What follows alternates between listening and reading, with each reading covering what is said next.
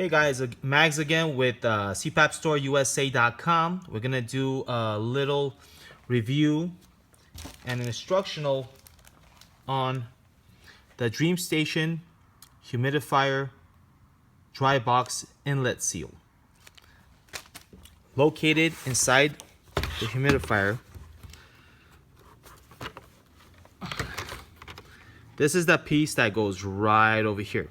It seals the air between the CPAP machine to the humidifier.